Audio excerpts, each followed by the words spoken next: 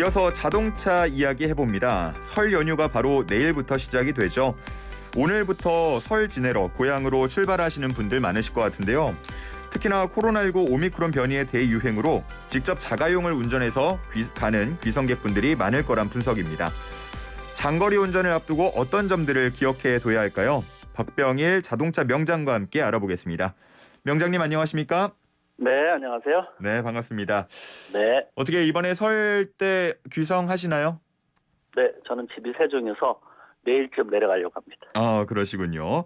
예. 자, 오늘 자동차 관련 얘기해 볼 텐데 오늘 주제와 굳이 상관이 없더라도 자동차 관련 상담이 필요하신 분들은 단문 50원, 장문 100원, 샵 0945로 문자 보내주시면 함께 이야기 나눠보도록 하겠습니다. 자, 앞서서 말씀을 드렸지만 올해는 직접 운전을 해서 고향 찾는 분들이 많을 것 같아요. 이 자동차 사고를 줄이기 위해서는 어떤 점을 점검을 하고 떠나야 될까요?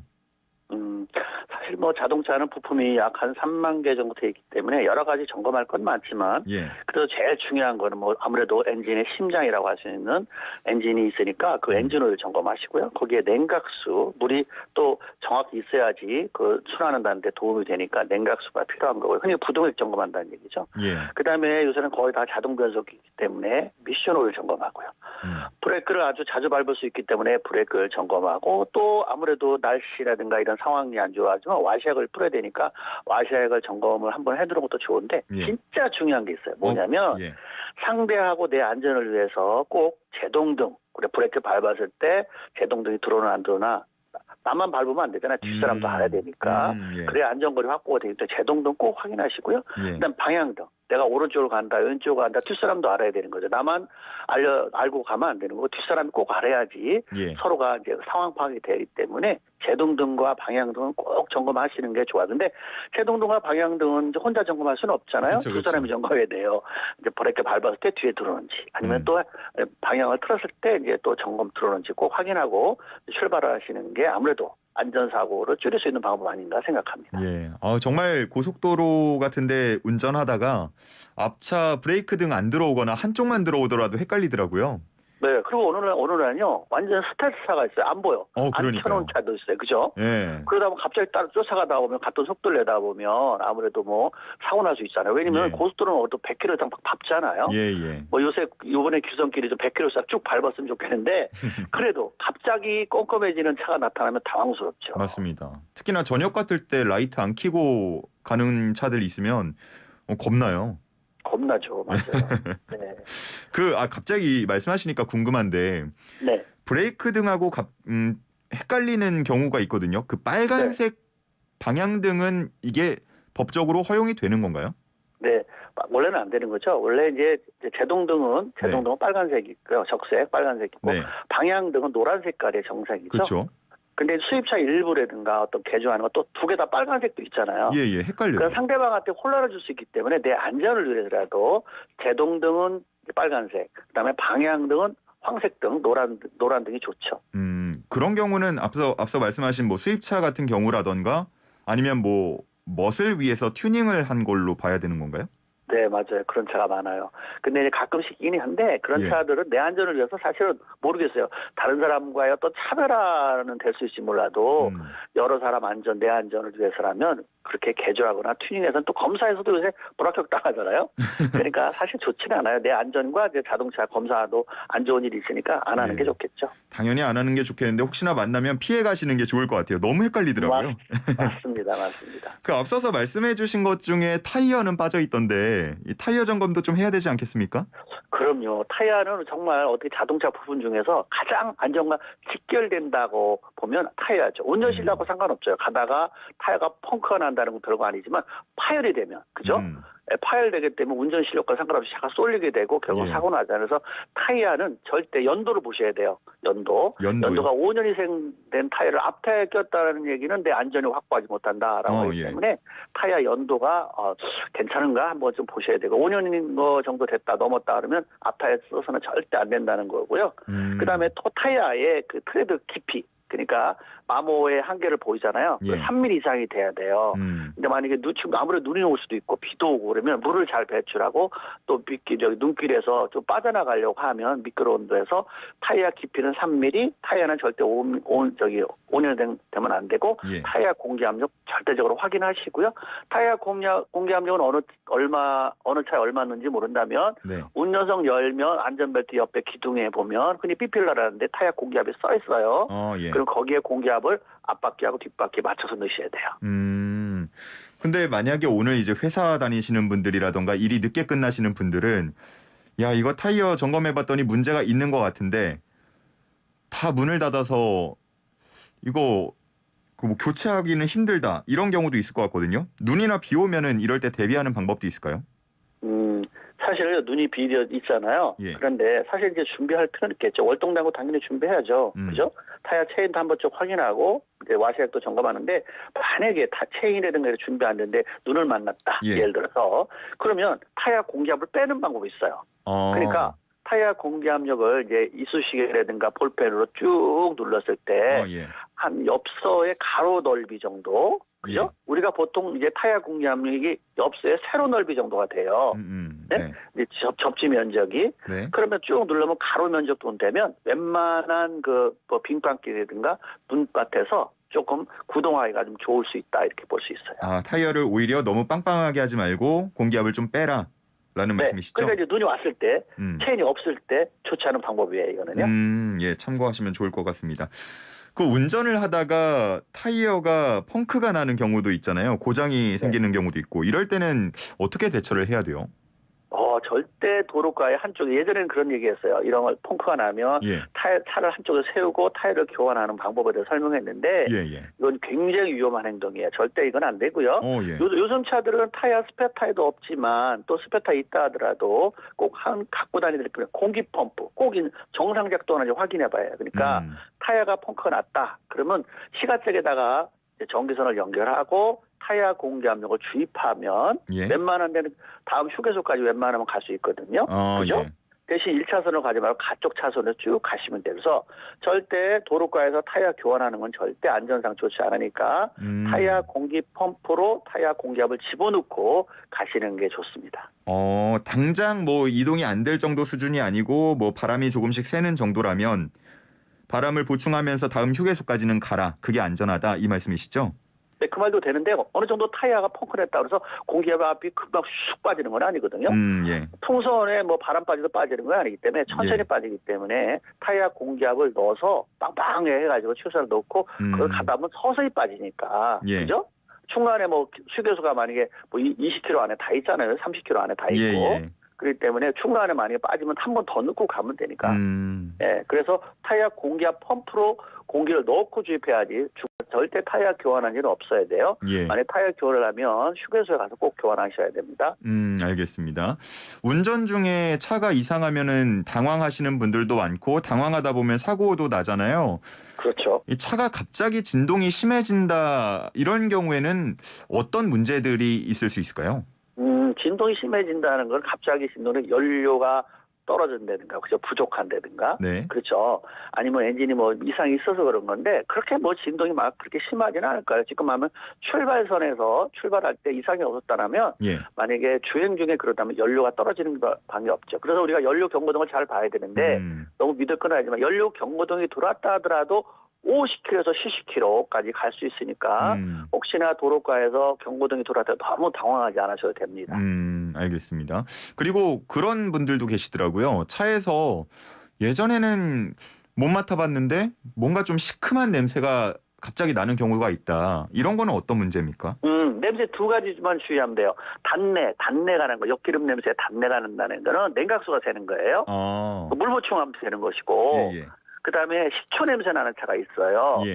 식초 냄새가 난다는 것은 현재 이제 충전 상태, 뭐 그러니까 배터리 상태가 안 좋다든가 이런 상황이에요. 그다음에 약간의 가죽 타는 냄새가 난다면 핸드브레이크를 또 잠기고 가는지 아니면 캘리퍼라든가 브레이크 캘리퍼가 안 좋은지 보셔야 돼요. 그래서 한 세 가지 냄새만 정확히 보면 될까요? 단내, 단내가 나면 꼭 냉각수 문제 있고요. 식초 냄새 나는 건 큰 문제는 아니니까 휴게소 가서 점검하면 될 것 같고요. 예. 또 뭐 나무 타는 냄새나 가죽 타는 냄새가 나면 나인이구나. 핸드브레이크 제대로 놓아졌나 한번 다시 확인하면 될 것 같아요. 그래서 제일 운행 중에 제일 중요할 거는 단내.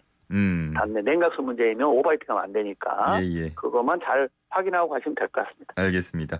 아마 뭐 빠르신 분들은 이미 가신 분들도 계실 것 같고 오늘 오후부터 설 명절 귀성길이 본격화될 텐데 오늘 못다 하신 당부의 말씀이 혹시 있을까요? 마지막으로. 아무래도 이게 이제 10월에서 며칠 동안 세워놓다 보면 아무래도 배터리가 방전될 수 있잖아요. 네. 그래서 갑자기 이제 점프를 하게 되는 경우도 있죠. 배차한테. 그렇죠. 자, 점프할 때 스파크가 생기지 않도록 점프하는 게 중요합니다. 겨울이다 그렇죠? 보니까. 네. 왜냐하면 스파크가 생기게 되면 그 서리 전압이라 공학적으로 예. 순간적으로 높은 전압이기 때문에 컴퓨터라든가 이런 또 정자 장치에 이상이 있으니까 네. 스파크가 조금 생기게 서서히 그러니까 집게로 확 물리지 말고 조금 접촉 면적을 적게 해서 물려서 스파크를 최소한도 줄여야지 컴퓨터 같은 것이 고장 안 날 수 있다라는 사실 알고 가셨으면 좋겠습니다. 좋습니다. 자, 그러면은 청취자 질문을 하나 좀 드려볼게요. 3680님께서 이 배터리 표시가 떴다가 없어졌다가 이걸 반복하는데 이유는 뭘까요? 시동은 걸립니다. 그런 이제 그 충전 상태가 발전기 상태가 예. 충전이 잘 됐다 안 됐다는 현상이 있어요. 그건 네. 꼭 보시고 가실 필요가 있어요. 뭐 경고등의 문제도 있겠지만 뭐 경고등이 켜졌다 꺼졌다 이런 식으로 되면 네. 발전기의 문제의 확률이 높다 이렇게 보시면 되겠습니다. 발전기 쪽을 점검을 받아라. 네. 알겠습니다. 자, 주제를 좀 바꿔볼 텐데 이 새해 되고 또 점차 친환경차가 주변에 많이 보이기 시작하면서 야, 이제 좀 자동차 바꿔야 될 땐가 이런 말씀들 주변에서 하시거든요. 네. 요즘에 친환경차 현황이 어떻습니까? 사실 요새 요새 지구 환경 특히 오존 때문에 문제가 있다. 예. 그래서 온도가 높아지기 때문에 큰 사회적인 문제다 이런 얘기를 하잖아요. 네네. 세계적인 아주 기후 변화가 온다고 하는데 자 그래서 나온 차가 있죠. 전기차, 하이브리드 자동차, 수소차, LPG 자동차가 친환경차다 이런 얘기하죠. 예. 근데 사실 요새 가솔이나 디젤도 요새 친환경차로 많이 갔어요. 근데 우리가 이제 그 동안에 나왔던 100년 역사를 가진 내연기관 빼고 전기차나 수소차가 제일 그리고 LPG차, 하이브리드차가 친환경차다 이렇게 네 가지 정도가 나왔다 이렇게 보는 거죠. 마지막이 LPG 말씀하시는 건가요? LPG차도 친환경차입니다. 이 각각 장단점을 짧게 한번 소개를 해주신다면요. 네, 우리가 전기차나 수소차 같은 거를 살 때는 정부에서 지원을 받죠. 그래서 차값이 워낙 비싼데도 지원받으니까 일본 내연기관차하고 값이 별 차이 없으니까 그냥 전기차나 수소차를 사긴 사는데 예. 자, 살 때는 정부한테 도움을 좀 받겠지만 고장 났을 때는 도움을 못 받죠. 그죠? 예. 네, 그러니까 한번 좀 생각해 보셔야 돼요. 만약에 자동차라는 게 기계로 만들기 때문에 고장 안 날 수는 없죠. 네. 근데 만약에 고장 났을 때 한번 생각을 해 보셔야 돼요. 만약에 수소자동차 같은 경우에 잘 고장 나는 게 스틱 장치인데 네. 이런 게 한번 고장 나면 한 4천만 원 들어가요. 4천만 원이요? 40만 원 아니고요? 4천만 원. 부속값이 4천만 원 들어가고요. 예. 또 전기차 같은 경우 배터리를 만약에 교환하게 되면 그게 2,300에서 2,400 들어간다는 사실도 아셔야 돼요. 우리가 이걸 잘 모르잖아요. 예. 메이커는 이 얘기를 잘 안 하잖아요. 그죠? 네? 전기차는 한 번 충전을 몇 킬로 갑니다. 수소차는 친환경입니다. 이런 얘기만 안 하는데 그렇죠. 이 얘기는 우리가 단점. 만약 고장 났을 때 어떻게 하느냐. 보증기간이 지나면 어떻게 되냐. 다 내 돈으로 해야 돼. 그렇게 되면 수소차는 만약에 스틱 고장 나면 4천만 원 들어가야 되고 예. 전기자동차는 배터리 쪽에 문제가 생겼다라면 2,300에서 400 들어가야 된다는 사실은 메이커에서 이 얘기를 안 하잖아요. 그럼 우리가 알고 있어야 되고요. 또 예를 들어서 우리가 수입차를 한 발이 더 했다면 예를 들어서 요새 테슬라 우리나라 와서 인기가 젊은 사람한테 좋던데 그렇죠. 테슬라 차가 이제 자동차가 6,500에서 7천만 원 정도 가는데 네. 배터리 교환하면 배터리 값은 4천만 원입니다. 예. 예, 이런 거 아셔야 돼요. 이런 거가 이제 보증 기간 내일 때는 무료로 바꿔주는 건데. 네, 보증기간 지나면 다 내 돈으로 들어가야 되는 사실. 보증 기간이 보통 그 내연기관 차들하고 비슷한가요? 아니면 더 긴가요? 비슷합니다. 그럼 5년, 10년 이 정도 수준인가요? 네. 그럼 차를 좀 오래 탈 계획이신 분들은 그런 부분도 고려를 해야겠네요. 그렇죠. 당장 이게 뭐 친환경이다 이런 거 좋겠지만 예. 이 차를 내가 몇 년 동안 타고 다니는데 고장 났을 때 비용 또 경제적인 효과 뭐 친환경 이거 다 좋아요. 근데 제일 먼저 중요한 게 내 주머니에서 돈 나가는 게 제일 아깝잖아요. 그렇죠, 사실은요. 그렇죠.